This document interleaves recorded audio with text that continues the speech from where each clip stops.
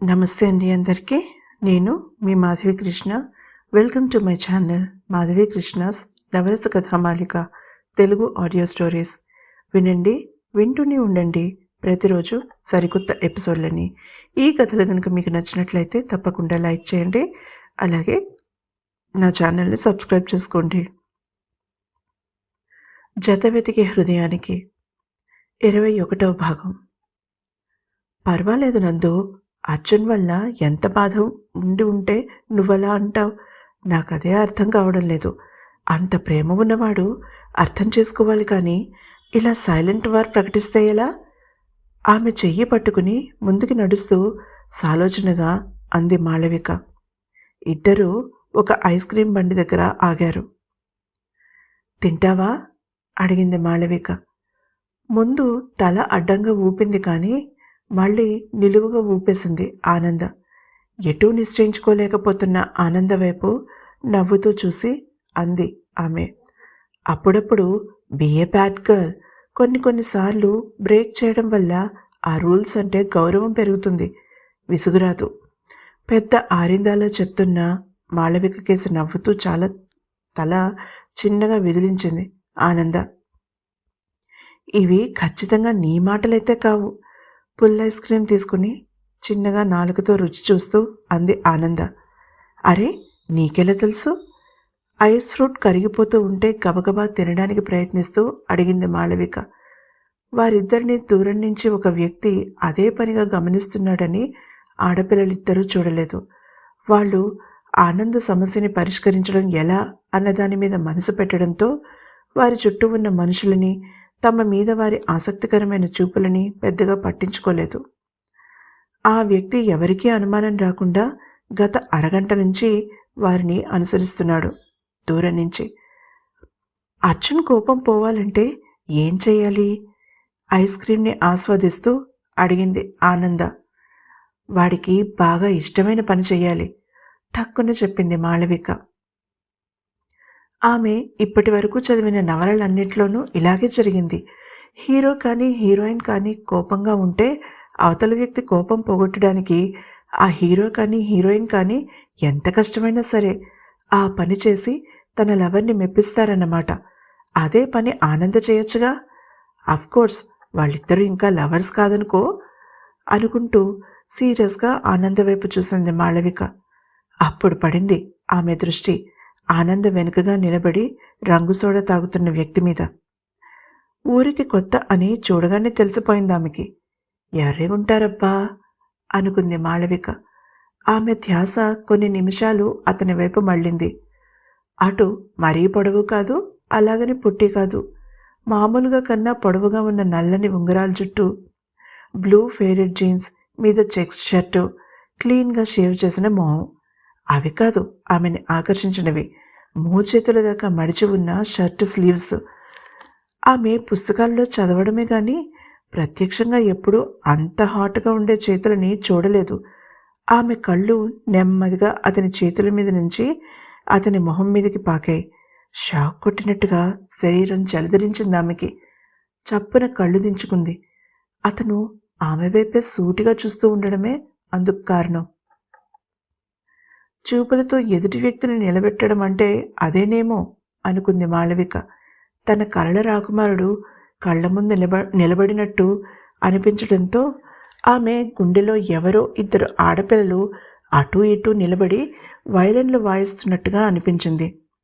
తను చూసిన రొమాంటిక్ సినిమాలు, చదివిన నవలలు ప్రభావం ఆమె మీద అంత ఉందని ఆ క్షణంలో మాళవికకి తెలియలేదు. ఆమె కొద్దిగా తలెత్తి చుట్టుపక్కల అంతా పరిశీలనగా చూస్తున్నట్టుగా నటిస్తూ అతన్ని చూసింది. అతను ఇంకా తన వైపే చూస్తున్నాడు. ఈసారి అతను తనని చూసి నవ్వడంతో ఆమె గుండె నీటిలోని చేపపిల్లలా తుళ్ళిపడింది. మళ్ళీ మళ్ళీ మాళవిక! ఆనంద ఆమెని తడుతూ గట్టిగా పిలవడంతో ఉలిక్కిపడి ఈ లోకంలోకి వచ్చింది మాళవిక. అసలు నేను మాట్లాడిందేమైనా వినిపించుకున్నావా? కోపంగా అడిగింది ఆనంద. అరగంట నుంచి తన బాధని వెళ్ళబోసుకుంటోంది తను. కనీసం ఊ ఆ అని కూడా అనకుండా దిక్కులు చూస్తూ కూర్చుంది పిల్ల. అసలు ఈ అన్నాచెల్లెళ్ళిద్దరికీ తనంటే చాలా వేళాకోళంగా ఉంది అనుకుంటూ కోపంగా వెనక్కి తిరిగి అక్కడి నుంచి వేరే స్టాల్ దగ్గరికి నడవబోయింది ఆనంద. ఒకసారి బేలగా అతని వైపు చూసి గత్యంతరం లేక ఆనందని అనుసరిస్తూ ఆమె చేతిని దొరకపుచ్చుకుంది మాళవిక. వెళుతున్న ఆ ఇద్దరి వంక చాలాసేపు చూస్తూనే ఉండిపోయాడతను. అబ్బా ఆనంద, చీటికి మాటికి అలా కోప్పడితే ఎలా తల్లి? బ్రతిమాలుకుంది మాళవిక. నువ్వు ప్రేమలో పడితే అర్థమయ్యేది నా బాధ, కినుకుగా అంది ఆనంద. సరే తప్పయింది కానీ చెప్పు, ఇప్పుడు ఏం చేద్దామనుకుంటున్నావు? ఆనందతో పాటుగా అడుగులు వేస్తూ అడిగింది. మధ్య మధ్యలో వెనక్కి తిరిగి చూస్తూనే ఉంది కానీ తన డ్రీమ్ ప్రిన్స్ మళ్ళీ కనిపించలేదు. బహుశా ఎవరింటికో వచ్చిన చుట్టమై ఉంటాడు, 4 రోజులుండి వెళ్ళిపోతాడు అనుకుంది మాళవిక నిరాశగా. ఇంతలో మైక్ సెట్లో ఆర్కెస్ట్రా పాటలు మొదలయ్యాయి. ఆనంద ఆసక్తిగా అక్కడికి నడిచింది. ఇక తప్పదన్నట్టుగా ఆమె వెనకే గొర్రెపిల్లలా నడిచింది మాళవిక. ఆమెకి ఈ సందడి నుంచి దూరంగా పారిపోవాలనుంది. అతను ఎక్కడైనా కనిపిస్తాడేమోనని వెతకాలనిపించింది. కానీ అది ప్రమాదమని తెలుసు ఆమెకి. అన్నగారు అక్కడ ఉండగా తాను అలాంటి పిచ్చి వేషాలు పనులు చేస్తే మొదటికే మోసం వస్తుంది. ఎవరిని అడిగితే అతని వివరాలు తెలుస్తాయో బాగా తెలుసు మాళవికకి. పాలు పోసే మంగమ్మ. ఆమెకి ఊళ్ళో ఎవరింట్లో ఏం జరుగుతాయో అన్నీ తెలుసు. ఎవరింటికి చుట్టాలొచ్చినా ముందుగా ఆమెకే చెప్తారు. అలా అనుకోగానే ఆమె మనసు కొంత ఊరట చెందింది. పాటల ప్రోగ్రాం జరుగుతున్న చోట కొన్ని ప్లాస్టిక్ కుర్చీలు వేసి ఉన్నాయి. కొన్ని కుర్చీలు నిండి ఉన్నాయి. ఆ చుట్టుపక్కల ఎక్కడా అర్జున్ కనిపించలేదు ఆనందకి. ఆమెకి ఏడుపొస్తోంది. అంత ఫోజెందుకు? మాటకి ముత్యాలు రాలిపోతాయా అనుకుంది మనసులో కోపంగా.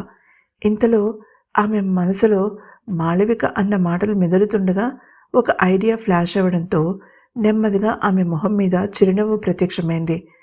మాళవిక చూస్తూ ఉండగానే ఆనంద అక్కడి నుంచి లేచి స్టేజ్ వైపు నడిచింది. మాళవిక వారించేలోపుగా ఆమె స్టేజ్ ఎక్కడం, అక్కడ వారితో ఏదో మాట్లాడడం జరిగిపోయింది.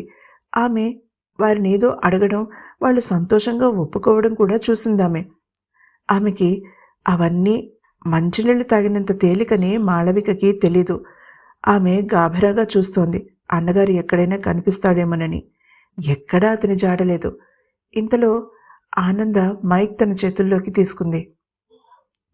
ముందుగా భక్త రామదాసు కీర్తన ఆనంద భైరవి రాగంలో పలుకే బంగారమాయన కోదండపాణి పలుకే బంగారమాయన, పలుకే బంగారమాయ పిలిచినా పలుకమేమి, కలలోని నామస్మరణ మరువా చక్కని తండ్రి అంటూ పాడుతుంటే సంగీతామృతంలో మునిగి తేలారు అక్కడి శ్రోతలందరూ. ఆ పాట పూర్తవగానే గొంతు సవరించుకుని తను పాడబోయే మరుసటి పాట గురించి ముందు పరిచయం చేసింది. ఇప్పుడు నేను పాడబోయే పాట ఎంకి తన నాయుడు బావ గురించి పాడినది. నండూరి సుబ్బారావు గారు రాశారు ఎంకి పాటలు. ఎంకి నాయుడు బావని ప్రేమిస్తుంది. వారి మధ్య ప్రేమని తెలియజేసేవే ఈ ఎంకి పాటలు.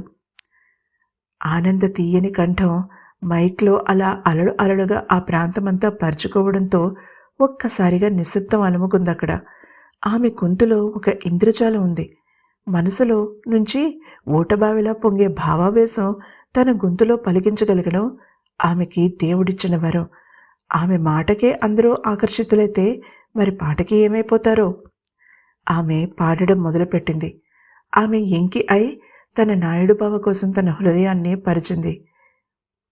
ఇంతేనటే సంద్రమెంతో ఎనుకొంటి మనకు సూర్యుడికు మధ్య నుండెనా, నా నీతి నా జాతి నా వారే పోనాడ మరిగి మనసు సాగరమాయనన్నారు. ఇంతే నా రాజై నాకాసి వేరు సూపులు చూడ కడలి వల్లి నా గుండె కలతబడినన్నారు. ఇంతే.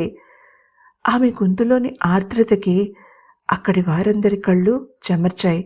కళ్ళు మూసుకుని పాడుతున్న ఆమె ఈ లోకాన్ని మర్చిపోయింది. ఆకాశాన్నంటే శబ్దంతో చప్పట్లు మోగడంతో ఆమె నెమ్మదిగా కళ్ళు తెరిచింది. ఎదురుగా తను ఎవరికోసమైతే తన గళాన్ని విప్పిందో అతను నిలబడి తన వైపే తదేకంగా చూస్తూ ఉన్నాడు. ఇద్దరి కళ్ళు కలుసుకున్నాయి. అతని పెదవుల మీద చిరునవ్వు ఆమెకి పోయిన ప్రాణం తిరిగి వచ్చేట్టుగా చేసింది. అదే సమయంలో ఆమె పాటని మరొక వ్యక్తి కూడా వినడం జరిగింది. అసహనంతో అతని కనుబొమ్మలు ముడుచుకున్నాయి. అతను స్టేజ్ వైపు నడవబోయాడు. ఆఖరి నిమిషంలో అతని అడుగును వెనక్కి తీసుకున్నాడు. తర్వాత ఏం జరిగిందో తెలుసుకోవాలంటే తప్పకుండా తర్వాతి ఎపిసోడ్ని వినండి. అలాగే ఈ ఎపిసోడ్ కనుక మీకు నచ్చినట్లయితే తప్పకుండా లైక్ చేయండి. అలాగే నా ఛానల్ని సబ్స్క్రైబ్ చేసుకోవడం మర్చిపోకండి.